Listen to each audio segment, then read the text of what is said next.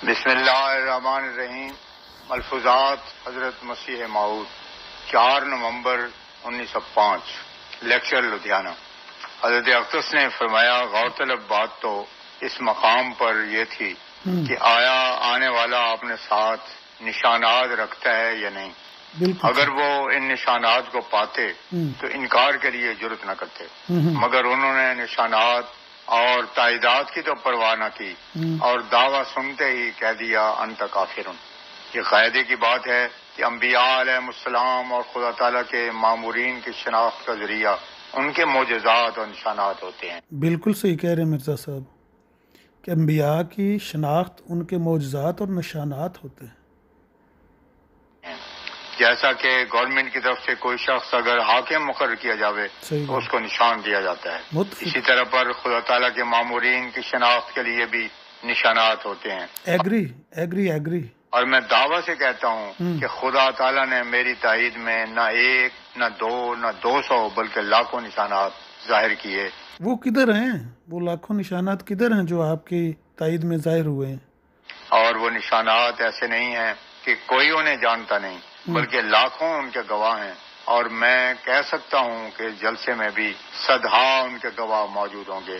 और लाखों से एकदम आप सदहा पे पहुंच जाते हैं। अगर लाखों निशानात हैं और लाखों गवाह हैं तो ये आज के जो मिर्ज़ाई हैं, कोई मिर्ज़ाई उन निशानात पर, उन मोजज़ात पर बात करने के लिए तैयार क्यों नहीं होता? बाबा जी सवाल तो ये है। आसमान से मेरे लिए निशान जाहिर हो रहे हैं, जमीन से भी जाहिर हुए। ओहो, आसमान से जाहिर हो रहे हैं, ज़मीन से जाहिर हो रहे हैं। ये ज़मीन पे नहीं रहते मिर्ज़ाई, ये क्यों नहीं उन निशानात पर बात करते? क्यों नहीं किसी एक निशान को हमारे सामने पेश करके उस पर हमारे साथ मुनाजरा तय करते? क्या वो ये निशान है मिर्ज़ा साहब का सच्चा साबित हुआ है, हम इस पर तुम्हारे साथ मुनाजरा करना चाहते हैं। वो निशानात जो मेरे दावे के साथ मखसूस थे और जिनके कबल वक्त और नबियों और हजरत सल्लल्लाहु अलैहि वसल्लम के जरिए खबर दी गई थी, वो भी पूरे हो गए। मसलन उनमें से एक खसूफ का ही निशान है। अच्छा। जो तुम सब ने देखा। ये सही हदीस में खबर दी गई थी। अच्छा। कि मेहदी और मसीह के वक्त में रमजान के महीने में सूरज और चांद ग्रहण होगा। पहली तो बात यह है कि वो सही हदीस है नहीं, पर चलें आपकी तरफ से सही है तो हमें कबूल है, हम उस पर भी मुनाजरा करने के लिए तैयार हैं। कोई मिर्ज़ाई जो मेरी ऑडियो सुने वो मिर्ज़ा साहब के इस निशान पर मुनाजरा करने के लिए तैयार है। कोई मिर्ज़ाई व्हाट्सएप की दुनिया में, स्काइप की दुनिया में, यूट्यूब की दुनिया में कोई मिर्ज़ाई खसूफ पे मुनाजरा करने के लिए तैयार है भाई। अब बताओ कि क्या ये निशान पूरा हुआ है या नहीं? कोई है जो ये कहे कि उसने ये निशान नहीं देखा? भाई ये बताना तो आपके उम्मतियों ने है ना मिर्ज़ा साहब। आपके उम्मतियों में से कोई बंदा ये निशान हमारे सामने पेश करने के लिए तैयार नहीं है। वो तो कहते हैं हमने कुरान से बात करनी है सिर्फ। अफसोस तो इस बात का है। और ऐसे ही ये भी खबर दी गई थी। अच्छा। कि इस जमाने में ताउन फैलेगी, यहाँ तक शदीद होगी कि 10 में से 7 मर जाएंगे। अब बताओ कि क्या ताउन का निशान जाहिर हुआ या नहीं? मैं 10 में से 7 मर रहे थे, इसीलिए तो आपने अबू वफ़ा मौलाना सनाउल्लाह अमृतसरी के बारे में वो 15 अप्रैल 1907 को इश्तिहार छापा था कि लग गया तो तीर, तो ना लगा तो तुक्का। ताउन से जनाजे उठ रहे हैं, चारपाइयाँ उठ रही हैं, बंदे मर रहे हैं। अगर सनाउल्लाह अमृतसरी का भी कंडा खिंचाया गया तो मुझे फिर किसने झूठा कहना है? अच्छा। फिर ये भी लिखा था कि उस वक्त एक नई सवारी जाहिर होगी जिससे ऊंट बेकार हो जाएंगे। अच्छा। क्या रेल के इजरा से ये निशान पूरा नहीं हुआ? मैं कहाँ तक शुमार करूँ? ये बहुत बड़ा सिलसिला निशानात का है। अब गौर करो कि मैं तो दावा करने वाला दज्जाल और काजिब करार दिया गया। फिर ये क्या गजब हुआ कि मुतकाजिब के लिए ही ये सारे निशान पूरे हो गए। फिर अगर कोई आने वाला और है तो उसको क्या मिलेगा? कुछ तो इंसाफ करो। और वो मिर्ज़ा साहब निशान आपने घड़े हैं, निशान आपने घड़ के तैयार किए हैं। मौलाना मोहम्मद हुसैन बटालवी रहमतुल्लाह अलैह के मुतल्लिक़ आपने झूठ बोलकर लोगों से फतवा लिया और कहा कि अगर कोई महदी मऊद का कतअन इनकार कर रहा हो तो उसके बारे में उलमाए किराम क्या फतवा देते हैं। अब मौलाना बटालवी ने कभी कतअन इनकार किया था महदी मऊद का?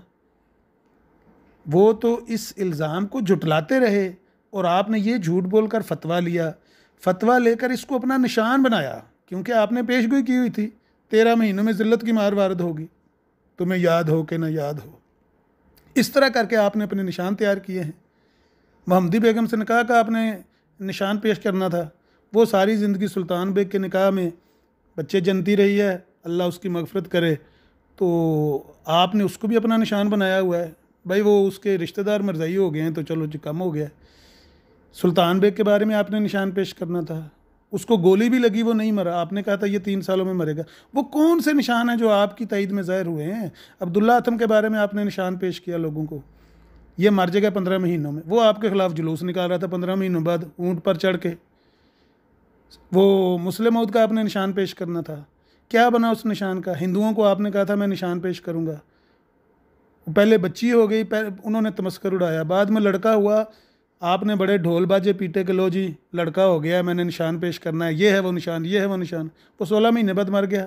कौन सा निशान था जो आपने पेश किया? आपकी तईद में कौन सा निशान अल्लाह ताला ने? आपको तो अल्लाह ताला ने कदम कदम पर झूठा किया है। अब आप माने या ना माने मिर्ज़ा साहब, चलें जी आगे सुनते हैं। खुदा ताला से डरो। क्या खुदा ताला किसी झूठे की भी ऐसी तायद किया करता है? फिर अजीब बात है कि जो मेरे मुकाबले पर आया वो नाकाम और नामुराद रहा, और मुझे जिस आफत और जिस मुसीबत में मुखालफीन ने डाला मैं उसमें से सही। मसलन कौन है जो आपके बिलमुकाबल आया और नाकाम और नामुराद रहा? किसी एक का नाम लें, कौन है वो जो नाकाम और नामुराद रहा? नाकाम और नामुराद तो आप इस दुनिया से गए हैं, कोई एक मसला नहीं है, दर्जनों मसलों में आप नाकाम और नामुराद लौटे हैं। आपके अपने अल्फाज हैं मिर्ज़ा साहब कि खुदा ने मुझे जिस काम के लिए भेजा है, अगर मैं वो काम ना कर पाया तो मैं झूठा हूँ। वो काम आपने किया, जो ख़त आपने लिखा था मरने से चंद रोज़ पहले आपने वो ख़त लिखा है। वो उन दिनों में आपने कौन सा काम करके दिखा दिया था? सलामत और बामुराद निकला। फिर कोई कसम खाकर बतावे कि झूठों के साथ यही मामला हुआ करता है। मुझे अफसोस से कहना पड़ता है कि इन मुखालिफ और राय उलमा को क्या हो गया है, वो गौर से क्यों कुरान शरीफ और अहादीस को नहीं पढ़ते। भाई ये तो हम कसम खा के नहीं कहते कि झूठों के साथ यही मामला होता है, क्योंकि आम तौर पर झूठों को अल्लाह ताला ने मरवा दिया है। मुखालिफ जो इफ्तरा करता है अल्लाह ताला ने कत्ल करवाया उनको। आप कत्ल होने से बच गए हैं, लेकिन जितने नामुराद होकर आप इस दुनिया से लौटे हैं, यहाँ तक कि आपका जनाजा जब लाहौर से उठा है, वो वाक़या भी बयान करने के काबिल नहीं है कि जब आप अहमदिया बिल्डिंग हाउस में मरे और आपका जनाजा उठा और उठाकर रेलवे स्टेशन पर किस हालत में ले जाया गया, और वहाँ से कौन से माल गड्डी के डिब्बे में रख कर आपको बटाला तक लेकर गए, और वहाँ से वो लंबे लंबे बांसों के साथ बांध के कैसे घर लेके गए, वो बात भी बयान करने के काबिल नहीं है। पता नहीं आप किस खुशफहमी में ये बातें लिखते रहे। उन्हें मालूम नहीं कि जिस कदर अकाबिर उम्मत के गुजरे हैं वो सब के सब मसीह माऊद की आमद 14वीं सदी में बताते रहे हैं। अच्छा। और तमाम अहले कशूब के कशर यहाँ आकर ठहर जाते हैं। हुज्जुल करामा में साफ लिखा है कि 14वीं सदी से आगे नहीं जाएगा। यही लोग मिंबरों पर चढ़ चढ़ कर बयान क्या करते थे कि 13वीं सदी से तो जानवरों ने भी पनाह मांगी है और 14वीं सदी मुबारक हो गई। मगर ये क्या हुआ कि वो, अच्छा, उनको देखकर आपने दावा किया था। अच्छा, उन उलमा ने, सूफिया ने अपनी कुतब में लिखा 14वीं सदी में इमाम मेहदी का ज़हूर होगा, तो आपने उनको देखकर ये दावा किया था। 14वीं सदी जिस पर एक माऊद इमाम आने वाला था, अच्छा। उसमें बजाय सादिक के काजिब आ गया और उसकी तायीद में हजारों लाखों निशान। नहीं, एक काजिब नहीं आया, 2-3 आए थे। एक तो वो ईरान आया था बिहाउल्ला, उसको देखकर ही आपने दावा किया है। उसकी नकल में बिल्कुल उसकी फ़ोटोकॉपी है, आपका दावा उसके दावे की नकल है। और ना सिर्फ ये कि आपका दावा उसके दावे की नकल है, बल्कि आपके जो पीछे छोड़ी हुई उम्मत है, मिर्ज़ाइयों के जो दलाइल हैं, वो भी बिहाउल्ला ईरानी से और उनके पैरोकारों से चुराए हुए दलाइल हैं। कभी सूरा सफ़ की आयत आप पेश करते हैं, कभी सूरा हज की आयत आप पेश करते हैं, नबूवत के इजरा के बारे में। ये सारी दलीलें उन्होंने आपको दी हैं, उनसे नकल करके आपके मिर्ज़ाई हमारे सामने पेश करते हैं। बहरहाल सुनते हैं आप क्या फरमाते हैं। ज़ाहिर हो गए और खुदा ताला ने हर मैदान और मुकाबले में नुसरत भी उसी की। इन बातों को ज़रा सोच कर जवाब दो। वो कौन सी नुसरत आपकी? आप लाहौर गए थे, वहाँ से किस हालत में लौटे थे? कौन सी नुसरत आपकी? कहाँ पर आपकी नुसरत हुई मिर्ज़ा साहब? आप लाहौर लखी तवाइफ के घर गए थे, याद होगा आपको। अब मिर्ज़ाइयों को तो ये भी नहीं पता कि लखी तवाइफ के घर मिर्ज़ा साहब क्या लेने जाते थे। वो सुनहरी मस्जिद के सामने आपके बेटे मिर्ज़ा बशीर ने पूरा वाक़या लिखा हुआ है। आप वहाँ गाड़ी में बंद होके कैसे वहाँ से भागे थे। जब मुल्ला जाफ़र जटली वगैरह आए थे तो उन्होंने आपको ललकारा था मुनाजरे के लिए, आप वहाँ से कैसे भागे थे और आपके पीछे कैसे उन्होंने जूतों की और पत्थरों की बारिश की थी। आप भूल गए सारी बातें मिर्ज़ा साहब। यूं ही मुँह से एक बात। हैरत की बात है कि जहाँ से बंदा शिकस्त खा के आया हुआ हो वहाँ को बंदा अपनी फ़तह करार दे, उसको बंदा अपनी फ़तह करार देनी शुरू कर दे और कहे कि खिरद का नाम जनू का खिरद में रख दूंगा। ये इस तरह तो नहीं होता मिर्ज़ा साहब। आप तो दुनिया से शिकस्त खा के गए, आप कहते हैं मेरी नुसरत हुई है हर तरफ। बाहर निकाल देना आसान है मगर खुदा ताला के ख्वाब से बाहर निकालना मुश्किल है। इसके अलावा ये बात भी काबिल तवज्जो है कि खुदा ताला एक मुफ्तरी और कज़्ज़ाब इंसान को इतनी लंबी मोहलत नहीं देता कि वहाँ हजरत सल्लल्लाहु अलैहि वसल्लम से भी बढ़ जावे। मेरी उम्र 67 साल की है और मेरी 62 का जमाना 23 साल से बढ़ गया है। क्यों झूठ बोलते हैं आप, क्यों झूठ बोलते हैं? 1892 में फरवरी में जब आप मौलाना अब्दुल हकीम कुलानूरी के साथ मुनाजरा करके नबूवत के मौजू पर आप तो मुकर गए थे वहाँ पर दावा नबूवत से। कैसे आपकी 23 साल बेइज्जत हो गई जी मिर्ज़ा साहब? वो आप 1899 तक तो इनकार करते रहे हैं नबूवत के दावे से, बल्कि उस पर लानतें भेजते रहे हैं जो नबी अलैहिस्सलातु वस्सलाम के बाद नबूवत का दावा करे। कौन सी बेइज्जत की आपके 23 साल? इन मिर्ज़ाइयों को 23 साल सुना के रखें। 1901 में जब आपने एक गलती का अजाला किताब लिखी है तब आपने कोई बुझा सा दावा करना शुरू किया है। उससे आप गिन लें आपके कितने साल हैं, दावा के बाद आप कितने साल जिंदा रहे हैं, आप गिनती कर लें।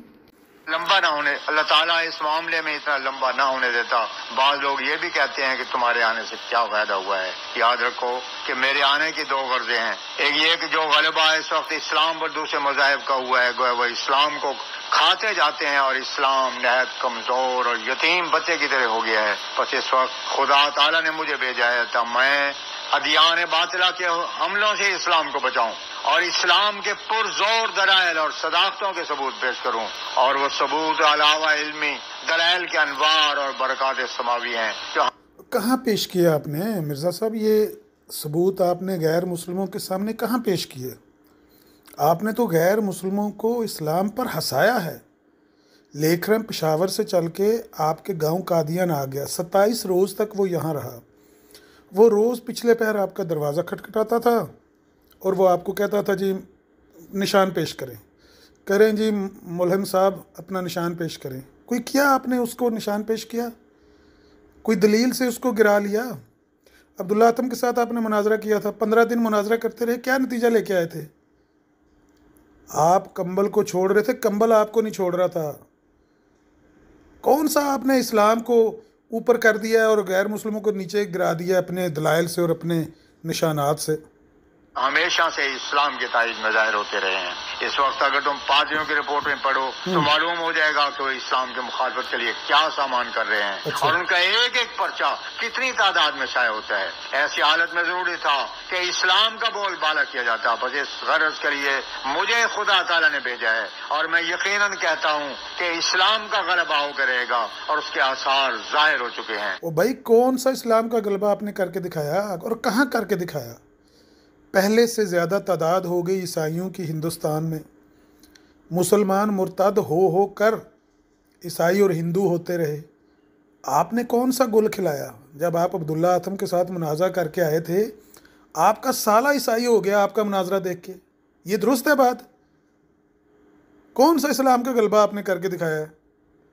हाँ, ये सच्ची बात है कि इस गलबे के लिए किसी तलवार और बंदूक की हाजत नहीं और न खुदा ताला ने मुझे हथियारों के साथ भेजा है। अच्छा। जो शख्स इस वक्त ये ख्याल करे वो इस्लाम का नादान दोस्त होगा। मजहब की गरज दिलों को फतह करना होती है, और ये गरज तलवार से हासिल नहीं होती। हजरत सल्लल्लाहु कर देता है फिर तुसा दिलान और फतह अलैहि वसल्लम ने जो तलवार उठाई, मैं बहुत मर्तबा जाहिर कर चुका हूँ कि वो तलवार माद हिफाजत खुद इख्तियारी और दिफा के तौर पर थी, और वो भी उस वक्त जबकि मुखालिफिन और मुनकरीन के मजालिम हाथ से गुजर गए और बेकस मुसलमानों के खून से जमीन सुर्ख हो गई। गरज मेरे आने की गरज तो ये है कि इस्लाम का गलबा दूसरे अदियान पर हो। दूसरा काम यह है कि जो लोग कहते हैं कि हम नमाज पढ़ते हैं और ये करते हैं और वो करते हैं, ये सिर्फ जुबानों पर हिसाब है। इसके लिए जरूरत है कि वो कैफियत इंसान के अंदर पैदा हो जाए कि इस्लाम का मगज और असल है। मैं तो ये जानता हूँ कि कोई शख्स मोमिन और मुसलमान नहीं बन सकता जब तक अबू बकर, उमर, उस्मान, अली रिजवानुल्लाह अलैहिम अजमईन का सा रंग पैदा ना हो। वो दुनिया से मोहब्बत न करते थे, बल्कि उन्होंने अपनी जिंदगी खुदा था। भाई उनके घर में तो कई रोज़ तक चूल्हा नहीं जलता था, और आपकी बेटी और बीवी तो गोटे किनारी वाले लिबास पहनती हैं। 4,000 रुपये का जेवर आपने अपनी बीवी से लिया है, उसके आगे बाग रहन रखा है। वो कहाँ से आया जेवर? मसाले उनकी देता हुआ वो बंदा अच्छा लगता है जो उनके नक्शे कदम पर चलता